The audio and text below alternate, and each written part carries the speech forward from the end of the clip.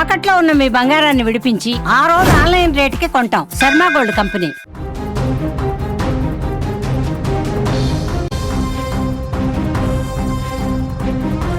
మద్యం మనిషిని మృగంగా మారుస్తుంది అంటారు. కానీ ఇక్కడ ఆ మద్యం ఒక తండ్రిని తన సొంత రక్తాన్ని పంచుకొని పుట్టినటువంటి బిడ్డలనే బలి తీసుకునేలా చేసింది. ఆమన్గల్ మండలం ఇప్పుడు కన్నీటి సముద్రంలా మునిగిపోయింది. రంగారెడ్డి జిల్లా ఆమన్గల్ మండలం సీతారాం నగర్ తండా పరిధిలో పులిగొనిపల్లి తండాలో సోమవారం రాత్రి గుండెలు పగిలేటువంటి ఒక ఘటన చోటు చేసుకుంది. భానావత రామ్దాస్ అనే వ్యక్తి గత కొంతకాలంగా మద్యానికి బానిసయ్యాడు. ప్రతిరోజు మద్యం సేవించి ఇంటికి రావడం, భార్యతో గొడవ పడడం అతనికి అలవాటుగా మారింది. కానీ నిన్న రాత్రి ఆ అలవాటే ఒక కుటుంబం సర్వనాశనం కావడానికి కారణమైంది. మద్యం మత్తులో ఊగిపోతూ ఇంటికి వచ్చిన రామ్దాస్ చిన్నపాటి కారణానికే భార్య కవితతో గొడవకు దిగాడు. భార్యాభర్తల మధ్య మొదలైన ఆ వాగ్వాదం కాస్త పెను విపత్తుకు దారితీసింది. మద్యం మత్తులో విచక్షణ కోల్పోయిన రామ్దాస్ ఇంట్లో ఉన్న కత్తెని తీసుకొని ఒక్కసారిగా భార్యా పిల్లలపై దాడికి తెగబడ్డాడు. కట్టుకున్న భార్య అని చూడకుండా తండ్రి అని పిలిచే పసిబిడ్డలని కనికరం లేకుండా కసాయిలా దాడి చేశాడు. ఈ క్రమంలో భార్య కవిత అక్కడికక్కడే రక్తపు మడుగులో కుప్పకూలి ప్రాణాలు విడిచింది. తన కళ్ళ ముందే అమ్మ చనిపోతుంటే భయంతో వణికిపోయిన 7 ఏళ్ల కుమారుడు హర్షపై కూడా రామ్దాస్ కత్తితో విరుచుకుపడ్డాడు. ఆ చిన్నారి ప్రాణాలు కూడా ఆ తండ్రి చేతిలోనే అనంత వాయువుల్లో కలిసిపోయాయి. ఇక 10 ఏళ్ల కూతురు ప్రణీతపై కూడా విచక్షణ రహితంగా దాడి చేయడంతో ఆ బాలిక తీవ్రంగా గాయపడింది. తండాలో ఒక్కసారిగా ఆర్తనాదాలు మిన్నంటడంతో స్థానికులు పరుగున వచ్చేశారు. అప్పటికే జరగకూడని నష్టం జరిగిపోయింది. కొన ఊపిరితో కొట్టుమిట్టాడుతున్న ప్రణీతను గమనించిన గ్రామస్తులు వెంటనే పోలీసులకు సమాచారం అందించి మెరుగైనటువంటి చికిత్స కోసం హైదరాబాద్కు తరలించారు. ప్రస్తుతం ఆ చిన్నారి ప్రాణాలతో పోరాడుతోంది. విషయం తెలిసిన వెంటనే ఏసీపీ జానకీరామ్ సంఘటనా స్థలానికి చేరుకొని పరిస్థితిని సమీక్షించారు. ఆ దృశ్యాన్ని చూసి అక్కడున్న వారందరూ కంటతడి పెట్టారు. పోలీసులు కేసు నమోదు చేసి నిందితుడి కోసం గాలిస్తున్నారు.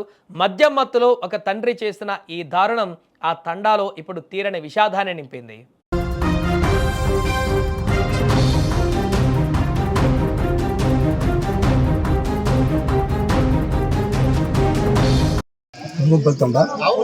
మర్డర్ జరిగింది. ముగ్గురు వాళ్ళ భర్త ఆ రోకల్ బండతోటి ఎందుకు చంపింది అంచనాలు వస్తుంది.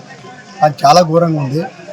ఇసుకి ఉరి శిక్ష పడేటట్టు చేయాలి, లేకపోతే పట్టుకునే గుడ్డి చంపాలని కారికి ఉన్నాము. ఎందుకంటే ఇసు తాగిపోతుంది ఉంచొద్దు, ఎప్పుడు తాగేది 24 గంటలు.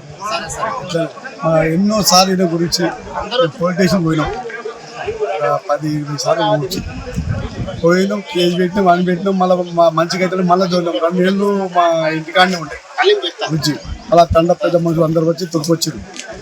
మంచిగా చూస్తాం, మంచిగా చేస్తాం, ఏం చేయడికే అని మొత్తం ఎప్పుడు తాగిండో అప్పటి నుంచి ఇప్పుడు రాత్రి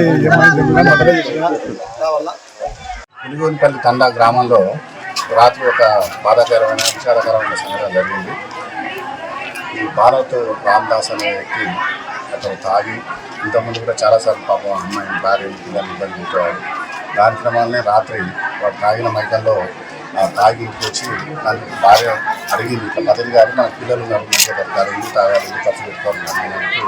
వాడు తాగిన మైకంలో కోపంతో మా భార్య కవితనము, కొడుకు హర్షిత్, కూతురు ప్రణీత వీళ్ళని కొట్టడం జరిగింది.